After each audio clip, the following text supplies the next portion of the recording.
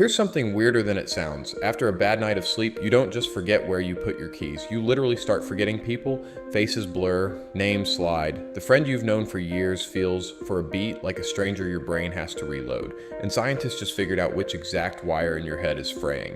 Even stranger, they reversed it with the same stuff in your morning cup. Let me walk you through this, because once you see it, you'll never look at coffee the same way again.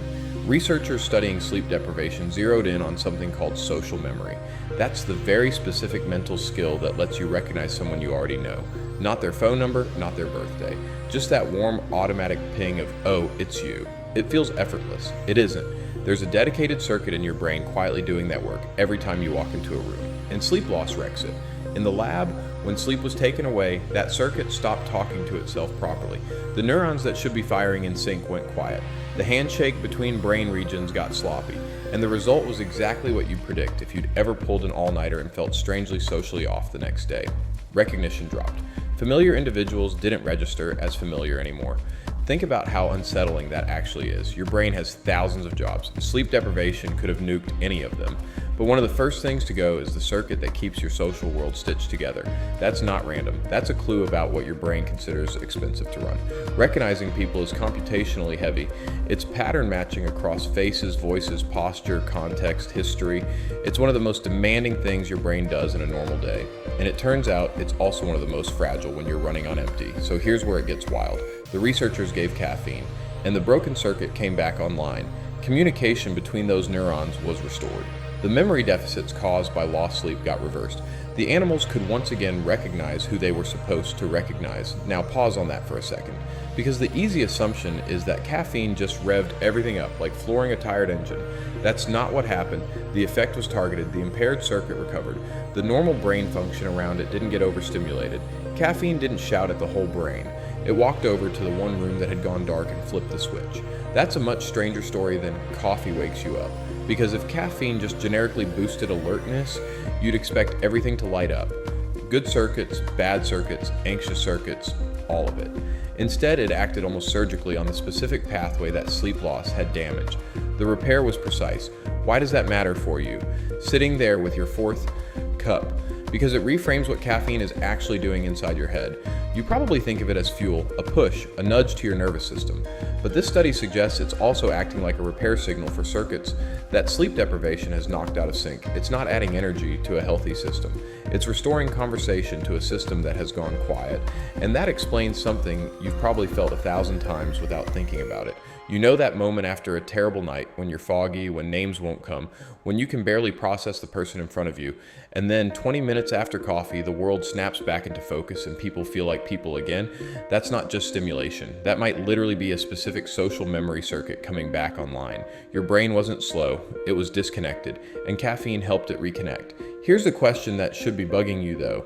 Why is this particular circuit so vulnerable in the first place? Why does sleep loss, of all things, target the part of you that recognizes other humans?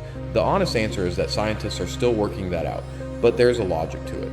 Sleep is when your brain consolidates memory, when it files away the day's social information, when it strengthens the connections that let you tell people apart and predict their behavior. If you skip that filing process, the system that depends on those files most heavily is going to be the first to glitch. Social recognition is downstream of a whole night of background maintenance you never see happening. Skip the maintenance, and the circuit gets noisy. People stop standing out the way they should, and there's something a little humbling about that. You like to think your sense of who's who is rock solid, that you'd know your closest people anywhere, instantly, no matter what, but your brain is doing real work to maintain that feeling.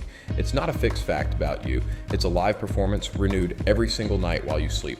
Lose the sleep, lose a little of the performance. Now, before you take this as permission to skip sleep and chug espresso forever, slow down. This was a study about reversing a specific deficit in a controlled setting. It's not a green light to live on caffeine. Sleep does dozens of other things that no stimulant patches over. Your immune system, your mood, your long-term memory, your metabolism. They're all running their own night shifts that coffee can't cover for. What the study really tells you is something more interesting than a life hack. It tells you that the damage from sleep loss isn't vague, it's mechanical. It happens at specific synapses and specific circuits with specific consequences, and it can be specifically reversed, at least in this one pathway, by a molecule you already drink every day. That's a different way of thinking about your morning routine. The caffeine isn't just a mood, it's interacting with real circuitry, it's tugging on actual wires. And here's the part that should stick with you. The circuit caffeine rescued was the one for recognizing other people. Not problem solving, not reaction time, not memorizing a list, the social circuit, the one that makes other humans feel familiar to you. Which means the cost of a bad night isn't just that you're tired, it's that for a few hours the people around you are slightly less knowable to you. They feel a little further away, and the cup of coffee that brings them back isn't just waking you up, it's repairing the bridge between you and them.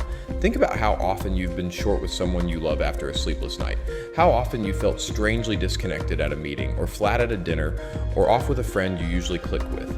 You blamed your mood, you blamed them, you blamed the day.